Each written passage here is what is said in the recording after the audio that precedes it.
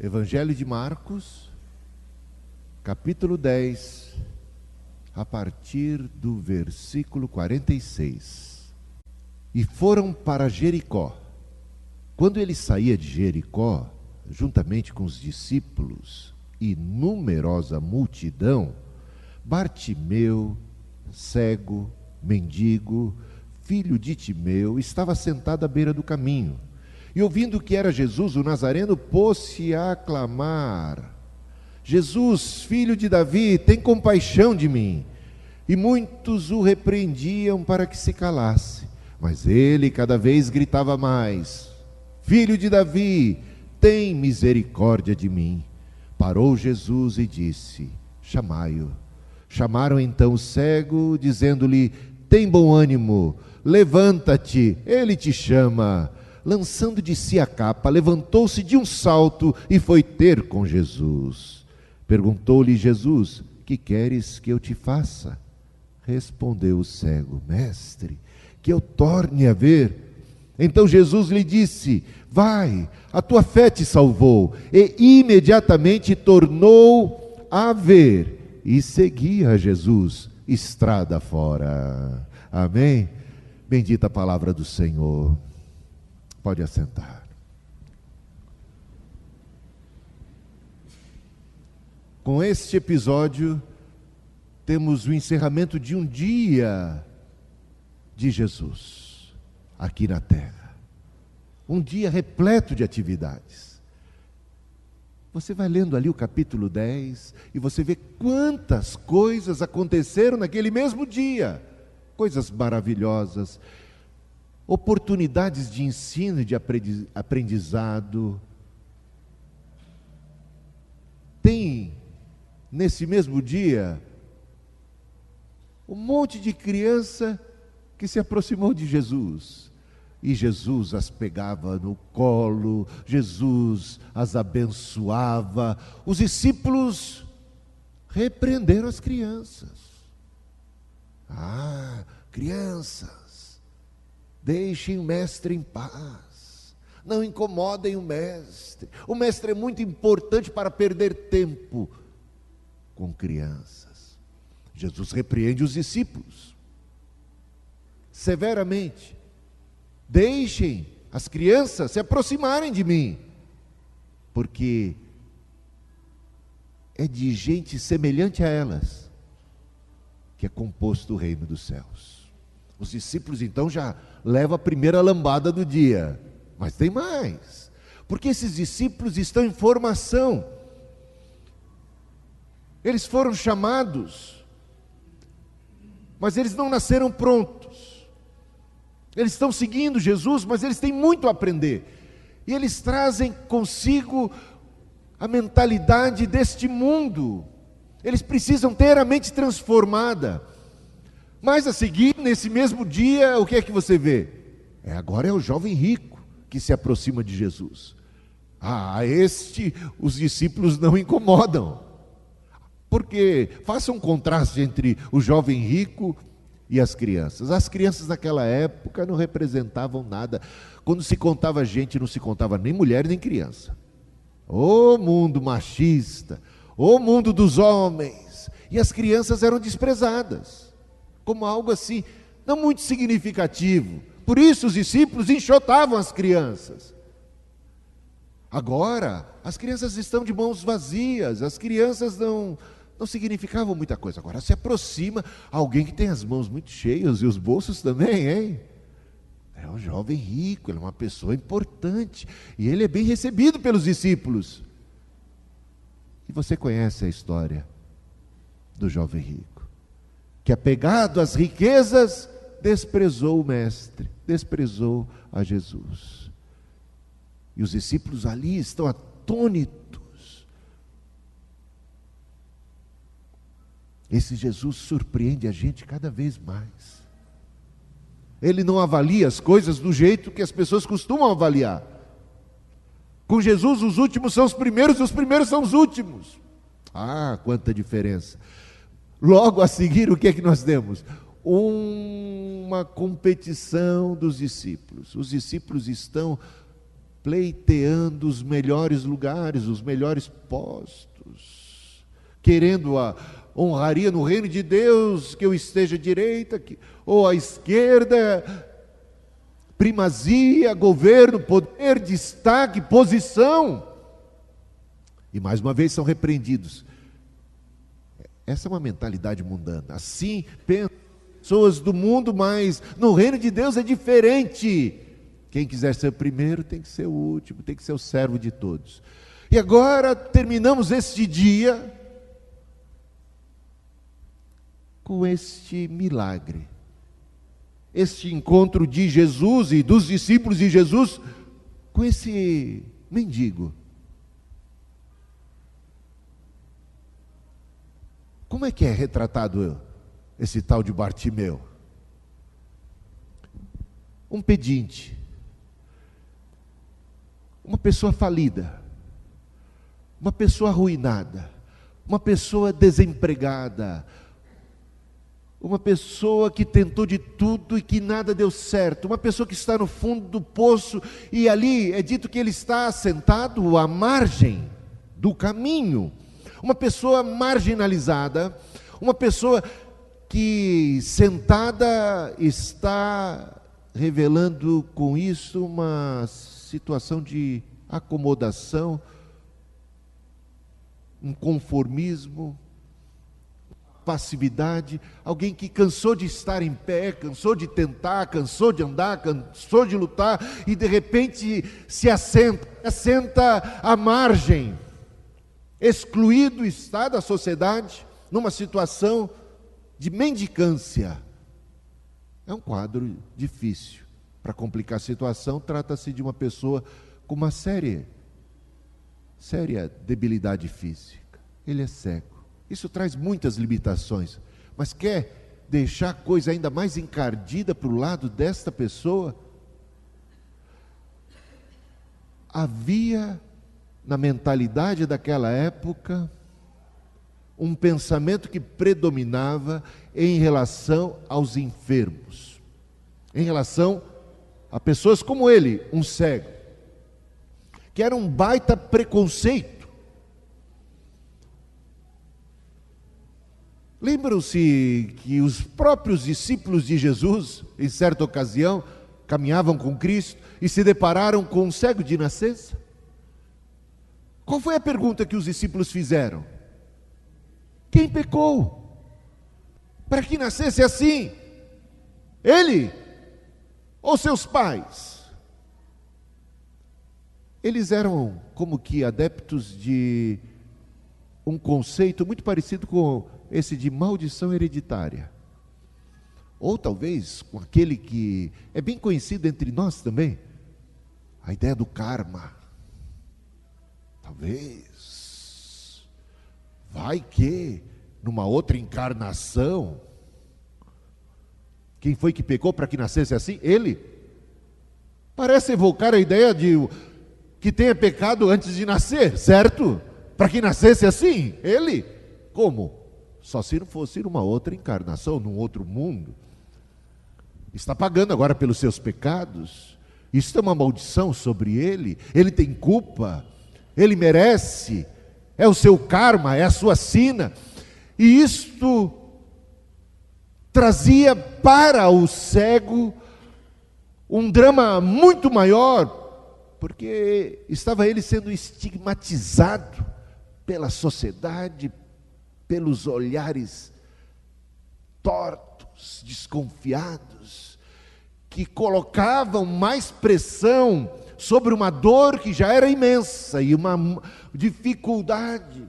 Olhavam para ele e o desprezavam, ele era desprezado, e se estava nessa condição, olha, pense bem, quem foi que pecou? Ele bem merece estar nessa condição, é a sina dele, deixa ele ali, é a sina dele, ele precisa passar por isso, essa é maldita teoria, filosofia, teologia do karma, que sustenta, até mesmo em países, aquilo que chamamos de sistemas de castas.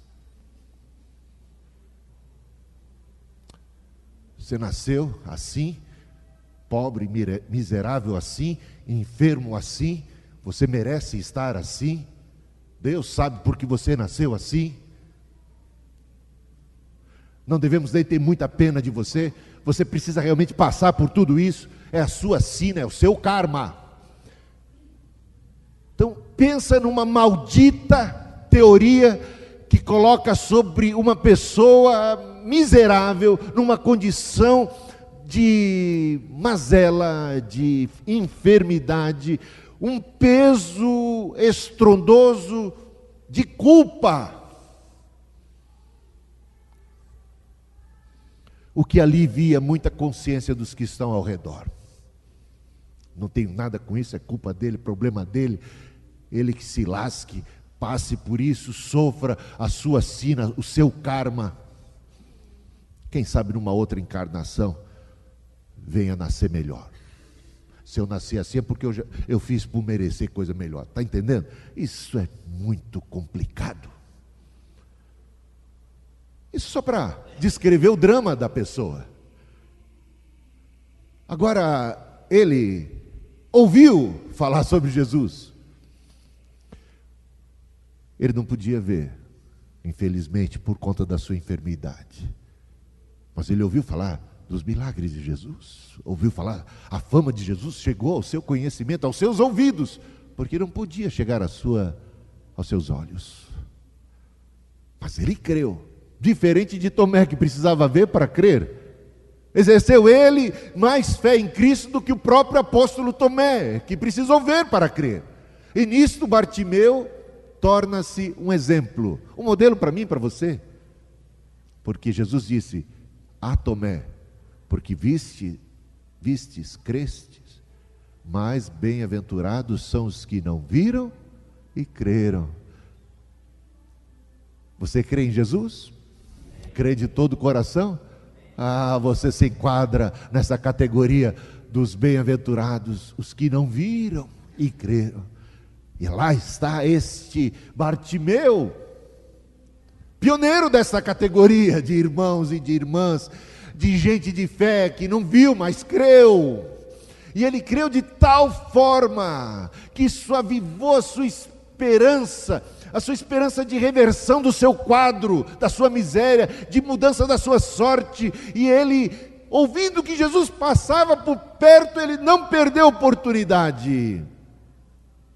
Ele gritou bem alto, ele usou todas as suas forças para clamar: Filho de Davi, tem misericórdia de mim, tem compaixão de mim, tenha piedade de mim. E quando ele clama, Filho de Davi, isso revela o conceito alto que ele tinha de Cristo. Ele cria em Cristo como o Messias, Filho de Davi, o Messias, o Rei que havia de vir da descendência de Davi. Ele proclama sua fé que Jesus é o Cristo. E grita e clama, e parece lembrar Zaqueu, que querendo se aproximar de Jesus, ele tem um ímpeto, ele vai, ele avança, gritando. O que fazem os discípulos de Jesus? Pedem para o Bartimeu calar a boca. Mas de novo, é o mesmo dia, gente. No começo daquele dia, tivemos as crianças se aproximando de Jesus e os discípulos enxotando as crianças. Agora, no final desse mesmo dia, este cego, mendigo, Bartimeu, clama por misericórdia, demonstra a sua fé e deseja um contato com Cristo. E o que fazem? O que faz? Como age aqueles discípulos de Jesus? Como é que eles agiram? Se interpuseram entre o mendigo e Jesus, procuraram abafar a voz do que clamava, repreenderam ao cego, disseram: cala a sua boca, não incomodes o mestre. Muito parecido com o tratamento que deram às crianças. Porque afinal de contas, crianças, esses pedintes, um cego, uma pessoa amaldiçoada, um João ninguém, não tem o direito de incomodar, de ter um horário na agenda deste mestre tão importante. Jesus é importante? É o ser mais importante que há. Eles achavam que estavam defendendo a agenda de Jesus, cuidando para que o Senhor pudesse tratar de gente mais importante, mais significativa da sociedade. Pedem para o cego se calar. Mas sabe como é que o cego reagiu? O cego gritou mais alto ainda. Gente, eu quero lembrar que Zaqueu, quando quis ver Jesus, ele percebeu uma multidão entre ele e Jesus. Quem aqui tem história parecida? Quando você quis se aproximar de Jesus, de repente, aqueles que estavam mais próximos de Jesus, em vez de te ajudarem, aqueles que exatamente estavam mais próximos a Ele, em vez de te ajudarem, de contribuírem, de facilitarem o seu acesso a Cristo, eles simplesmente se apresentaram como verdadeiros obstáculos. Para pensar nisso. Os mais chegados a Cristo, os que estavam ao redor de Jesus, em vez de serem os facilitadores, se apresentaram como verdadeiras pedras de tropeço, espantalhos. Lembra de espantalhos na lavoura? Você coloca lá para os bichos ficarem assustados e irem embora, para os pássaros que se aproximam ficarem assustados e irem embora, fugirem. Tem tanta gente perto de Jesus, que diz amar a Jesus, mas que está servindo de espantalho, que em vez de ajudar outras pessoas a também conhecer a Jesus, eles monopolizam a Cristo. Jesus é meu, só meu, de mais ninguém. Eles abraçam a Jesus e protegem a Jesus e não querem que Jesus seja de mais ninguém. Talvez não seja essa a ideia, mas acaba funcionando assim mesmo, de um jeito ou de outro. Esses discípulos impediram o acesso do cego. O cego foi adiante, não se deteve diante da multidão, no caso de Zaqueu, e o Bartimeu não se deteve diante dos discípulos, os mais próximos a Jesus, que pediram que ele se calasse. Que dificuldade, hein? Você acha que o seu caminho para Jesus vai ser fácil? Quanta gente desiste de Jesus por menos. Concorda comigo? Por escândalos menores. Porque eu estou falando de Pedro, eu estou falando de Tiago, eu estou falando de João, estou falando dos apóstolos. Estes estão dentro deste grupo que faz calar a boca do Bartimeu. Para pensar comigo, se você pudesse estar presente no dia em que Pedro negou a Jesus 3 vezes. Você ia ficar escandalizado com o homem, não ia? Covarde, traíra, diz uma coisa no culto, logo a seguir está fazendo outra diferente, não ama Jesus. Aqueles discípulos estavam em processo de transformação, de crescimento. É possível que as pedras de tropeço sejam verdadeiros joios, sejam gente que não é de Deus e que está metida no meio do povo de Deus. Isso pode acontecer? Pode. Tem joio no meio do trigo? Tem. Mas é possível também que se trate de gente que é de Deus, só que é crente carnal, só que é criancinha em Cristo, que é imaturo, só que ainda não tem a santificação, só que ainda está em processo de transformação, que ainda precisa ser chacoalhado, repreendido, burilado, tratado por Jesus devidamente. Isso também é o caso? Pode acontecer. Gente, eu só estou na igreja hoje pela graça e misericórdia de Deus e porque os meus olhos fixaram-se firmemente no autor e consumador da fé. Porque se fosse por conta de alguns discípulos de Jesus com os quais eu me deparei na minha jornada, desde a minha adolescência, líderes de mocidade, pastores e profetas, e gente, quanta barbaridade, quanto escândalo, quantas pedras de tropeço, quanto estrupício no caminho deste que vos fala nessa noite. Agora, eu não posso nem julgar se eram estrupícios assim, por fraqueza, por incredulidade, seja lá pelo que for. Deus julgue, Deus sabe, não compete a nós separar hoje o joio do trigo, mas eu sei que se eu não fizesse como Bartimeu, se eu diante dos escândalos já tivesse ficado horrorizado com a igreja, com Cristo, fizesse generalização, eu não estaria mais aqui há muito tempo. É olhando para o autor e consumador da fé. É olhando também com uma certa misericórdia daqueles que estão ao nosso redor. Todo mundo num processo, todo mundo numa caminhada, uns mais próximos, outros mais distantes. Zaqueu foi persistente e ele vai ser recompensado. A fé dele é muito firme. A fé dele, ele se agarrou ao Cristo, ele não soltou e ele continua a clamar. Sabe o que vai fazer Jesus? Jesus presencia tudo.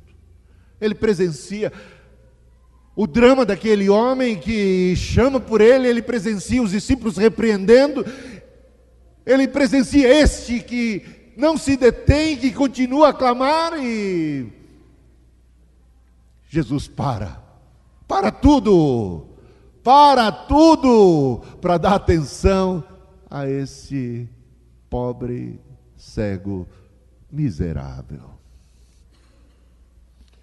Tem ele agora a atenção do ser mais poderoso de todo o universo. Parou para dar atenção a ele. Só que ele não vai falar com o Bartimeu diretamente. Olha só a estratégia de Jesus. Jesus se volta para os discípulos, para aqueles mesmos que haviam pedido para o cego calar a boca, e diz para eles: ei, voltem lá. Dê um recado para ele. Diga que eu estou chamando. E o recado de Jesus, que vai sair da boca dos discípulos, é esse. Os discípulos voltam à presença do Bartimeu e dizem: tenha bom ânimo, levanta, sai da tua paralisia, o mestre te chama. Os discípulos mudaram de postura. Antes eram os obstáculos, antes serviam de pedra de tropeço, dificultavam o acesso de Jesus, mas Jesus quer e concedeu a eles uma nova oportunidade para agirem diferente. Isso não é bom para você? Você pode já ter pecado, você pode ter falhado, mas você recebe de Jesus uma nova oportunidade para você agir diferente. Voltem lá e ajam diferente, porque o Espírito de vocês, e eu disse quando chamei a vocês que eu ia fazer de vocês o quê? Pescadores de homens. Eis aí um bom peixe para ser pescado, porque é um ser criado à imagem e semelhança de Deus. Veja que agora o evangelista Marcos faz questão de registrar o nome dele. Não é um mendigo qualquer, não é um marginalizado, não é um João ninguém. Essa pessoa tem nome, o nome dele está aqui na Bíblia.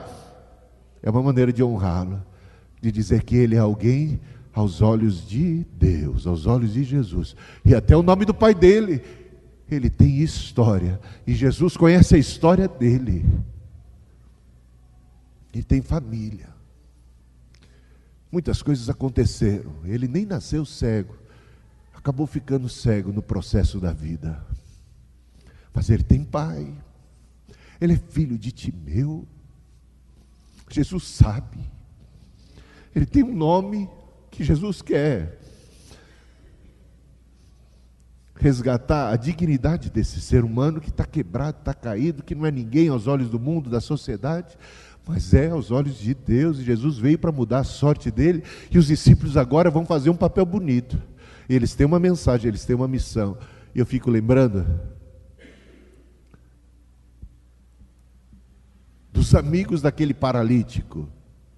Lembra a história? Gente, o exemplo dos amigos do paralítico é uma das coisas, das páginas mais incríveis de toda a Bíblia. O homem era paralítico. Ele dependia de outros para se locomover. Mas ele tinha amigos, e esses amigos o ajudavam. E agora vão ajudá-lo a se aproximar de Jesus. Os amigos têm fé em Cristo, têm uma fé tão grande em Cristo, que entendem que o seu amigo paralítico, pode sim ser tremendamente ajudado, se puder ter um encontro com Jesus. E sabe o que eles fazem? Eles não medem esforços, eles tomam seu amigo e o carregam numa cama, a presença de Jesus. Só que onde está Jesus? Está uma multidão ao seu redor, porque Jesus atrai as pessoas, porque Jesus é maravilhoso, porque onde Jesus vai tem cura, tem bênção, tem paz, tem libertação, tem salvação. Gente, Jesus é bom. E aí, só que isso mesmo servia de impedimento. Uma grande multidão. Jesus estava numa casa, como que numa casa, e a casa estava abarrotada de gente saindo pela culatra. E ao redor da casa muita gente também, concorrendo para ouvir as palavras que saíam da boca do Cristo. E eles, seus amigos, carregando o seu amigo paralítico, se deparam com essa multidão, com tanto obstáculo. Eles podiam desistir, eles podiam dizer: está difícil, acho que hoje não vai dar certo, melhor tentar outra hora. Sabe o que eles fizeram? Eles não se detiveram, eles não desanimaram, eles continuaram persistindo no propósito de conduzir o seu amigo a Jesus Cristo.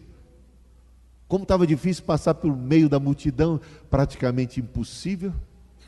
Eles olharam para o teto: será que a gente consegue subir? Olha, imagina tudo que eles tiveram que fazer para conduzir o paralítico ao telhado daquele lugar.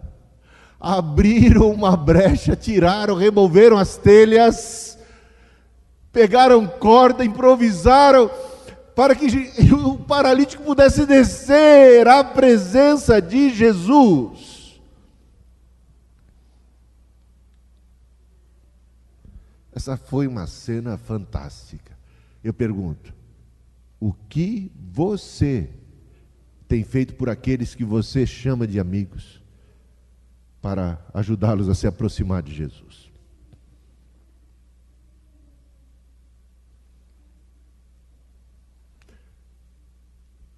Se não nos esforçamos, ou é porque não consideramos,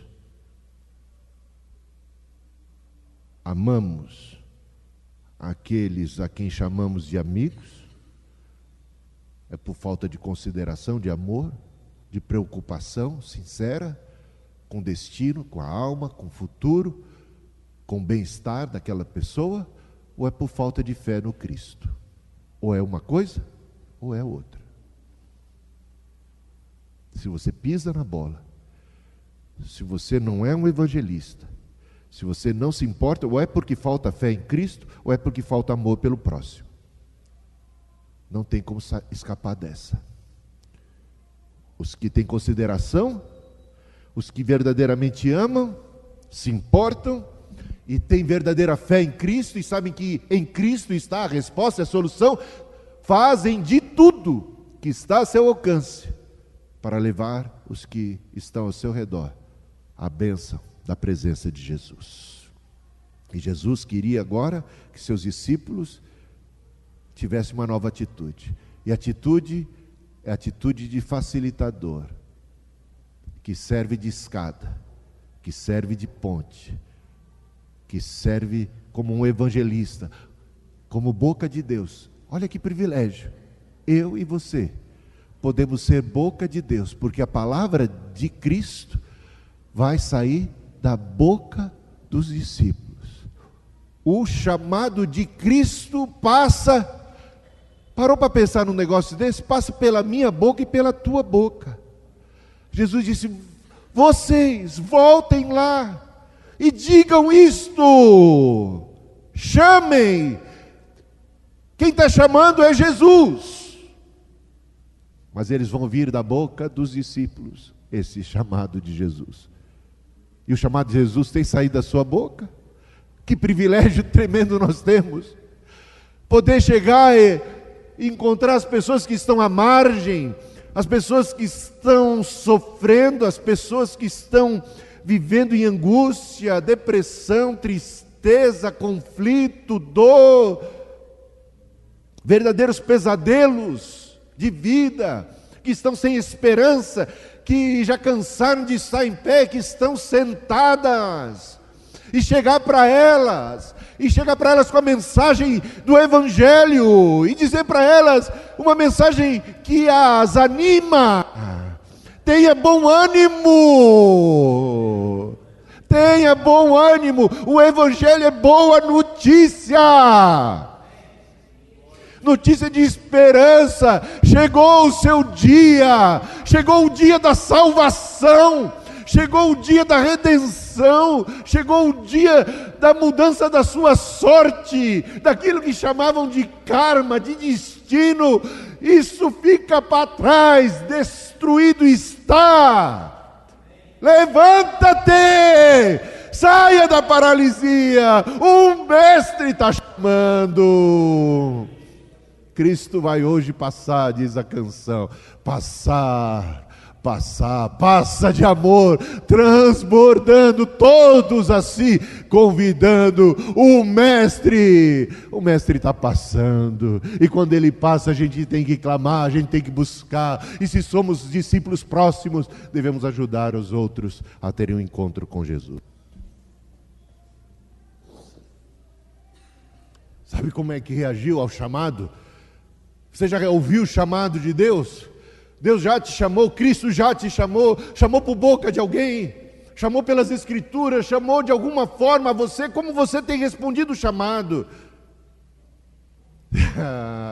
Como é que Bartimeu respondeu? Ele deu um salto, gente. Ele deu um salto. Salto de alegria, salto de ânimo. Ele não titubeou, ele não vacilou, ele não postergou. É Cristo quem está chamando, é a voz dele. Gente, isso não pode ser tratado de qualquer outra forma. Ele chama: eis-me aqui. Quando Jesus chamou os discípulos, que eram pescadores, o que fizeram os discípulos? Tudo deixaram e seguiram, abandonaram as redes. Agora, quando Jesus chama o Bartimeu, o que ele faz? Salta e deixa a sua capa. A capa? A capa era o que ele tinha de mais valioso. Ele era um morador de rua, sabe? Era com a capa que ele se cobria, que ele se aquecia. A capa era o seu bem mais precioso, de estimação. Ele era pobre, miserável, mas ele tinha uma capa. Essa capa era como que tudo que ele tinha. E ao deixar a capa significa que ele já não está mais olhando para trás. Isso é coisa do passado. As coisas que para trás ficam. O mais precioso diante de Cristo não é nada. Olha o contraste com o jovem rico. Por isso a importância de ler todo o contexto. O jovem rico tinha muita coisa. E quando Jesus disse: deixa a tua capa, Deixa isso para trás. O que é isso? Você quer o reino dos céus ou o quê? E aí, meus irmãos, ele ficou triste, porque possuía tanta coisa e seu coração estava nelas. Ele até amava Jesus, mas o amor dele por Jesus, pelo reino, por Deus, não era tão grande assim. Não era igual ao seu amor pelas suas conquistas, pelas suas riquezas, pelas coisas deste mundo. Virou as costas, triste, fez a sua escolha. Jesus o amando, diz o texto, o amando, porque Jesus veio para salvar todo mundo, ele não discrimina ninguém, pobre, mendigo, mulher, criança, rico, todo mundo, ele quer salvar a todos. Mas quão diferente é a resposta e a atitude do Bartimeu, que deixa a sua capa. Quão diferente foi a atitude da mulher samaritana, que foi com cântaro buscar água, quando se depara com Cristo e tem a revelação de que se tratava do Messias, ela se esqueceu até da sede, do cântaro. A gente fica, digamos assim, enebriados, se há um sentido positivo dessa palavra.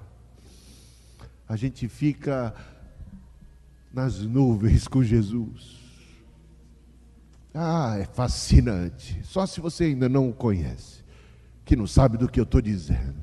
Jesus é a melhor parte da vida, ele é o autor da vida.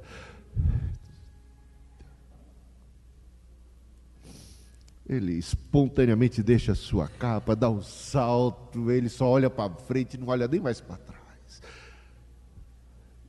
na direção de Jesus, e se aproxima, esperançoso, animado, avivado, renovado já na fé. E Jesus pergunta para ele: por que você me chamou? O que é que você quer que eu te faça? Ele podia dizer: Jesus, uma boa esmola seria interessante. Mas ele clamou daquele jeito porque ele queria uma esmola. Sabe o que ele pede para Jesus? Algo que homem nenhum pode dar.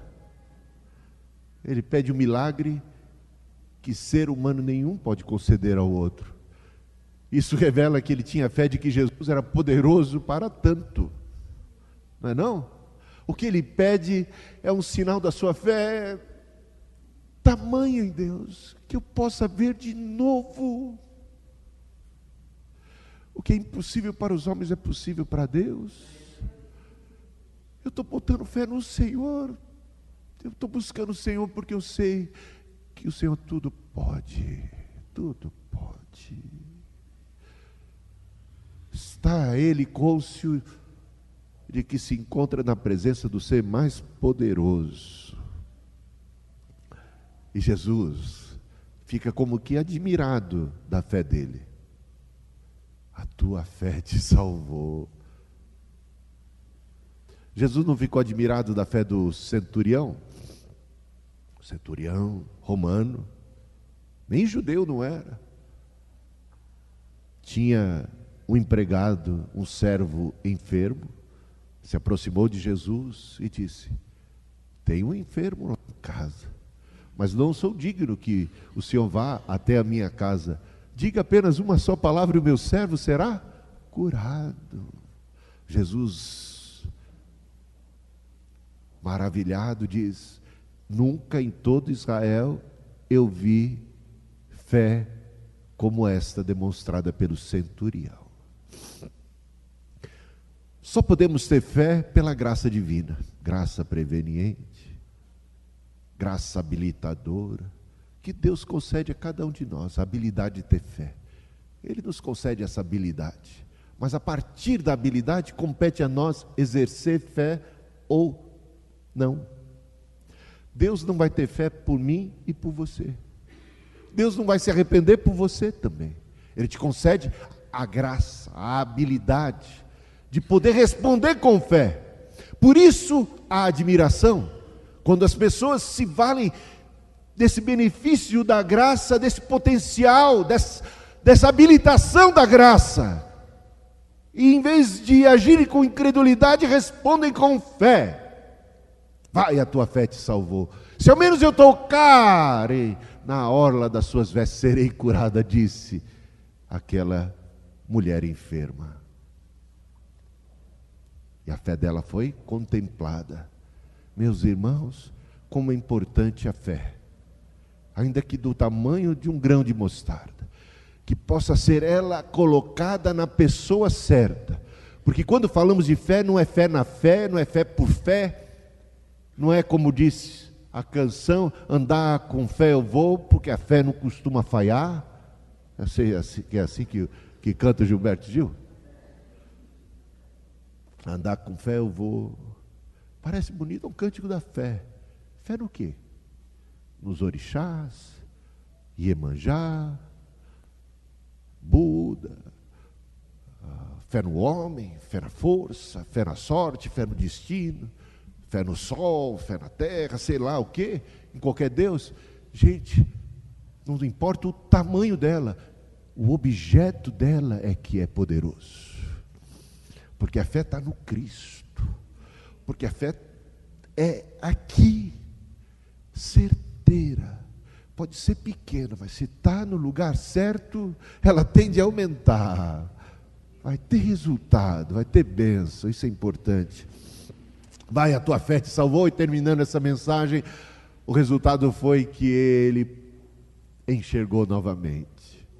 E não teve uma cura física tão somente, ele teve uma cura espiritual. Seus olhos foram abertos, porque o que vemos agora é que ele, ao contrário do princípio em que estava sentado à beira do caminho, à margem, mendigando, agora é visto em pé, não mais assentado, andando, enxergando e seguindo o mestre no caminho. Esse caminho é um caminho de vida, ele não se aparta dele jamais. É Jesus. Não fiquei curado e agora que bom, eu vou viver a minha vida. Eu fiquei curado e eu volto para Cristo, como fez um dos 10 leprosos apenas. Que lástima. Apenas um voltou para agradecer, apenas um voltou para reconhecer que o melhor não foi ter sido curado, o melhor foi encontrar a pessoa que cura. Ele é a resposta, ele é o iluminador, ele é a luz. Eu quero seguir a luz, eu quero estar no caminho. E ele seguiu Jesus caminho afora. Por que sabemos o nome dele? Por que sabemos o nome do pai dele? Ele se tornou um discípulo, parceiro, e essa história foi contada e recontada. Isso é maravilhoso. Gente, tenha fé em Deus, tenha fé em Cristo. Coloquemos-nos em pé e oremos ao Senhor. Se você precisa de um milagre, põe a mão no coração. É cura? Põe a mão no coração. Precisa de milagre espiritual? Sair da tristeza, do marasmo, sair da letargia, sair da paralisia, põe a mão no coração. Precisa responder com fé, põe a mão no coração. Precisa agir como amigo, precisa ser um evangelista, precisa ter na sua boca as palavras: tenha bom ânimo, levanta-te, o mestre te chama. Põe a mão no coração, oremos ao Senhor. Pai, nessa noite nos encontramos ao redor do Evangelho, da história de Jesus, das palavras de Jesus, da sabedoria de Jesus, da compaixão de Jesus, do poder de Jesus, da vida de Jesus, da luz de Jesus. Pedimos a cura, Senhor. Que possamos ver, que possamos enxergar. Abre os olhos espirituais, cura o físico também. Tenha misericórdia de nós, reverte o quadro, muda a nossa sorte, dirige os nossos passos. Aqueles que estão aflitos, à margem, sufocados, pressionados, se sentem derrotados, os que estão deprimidos, os que foram feridos, que se encontram até mesmo prostrados, que possam ouvir a tua voz.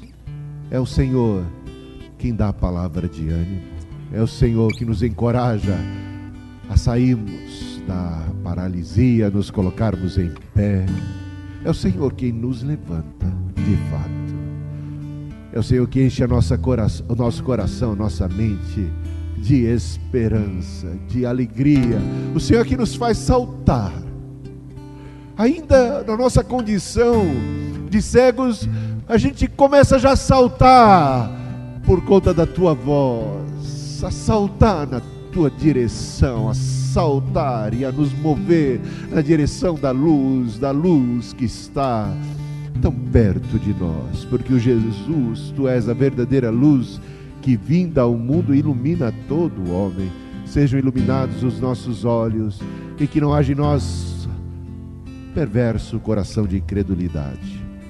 Ouçamos a tua voz, o teu chamado, o chamado para a cura, o chamado para o caminho, o chamado para a proclamação do Evangelho.